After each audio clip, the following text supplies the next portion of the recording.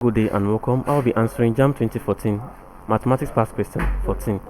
Find the value of k if y minus 1 is a factor of y squared plus 4y squared plus ky minus 6. So we find the value of k. Now we have y cubed plus 4y squared plus ky minus 6.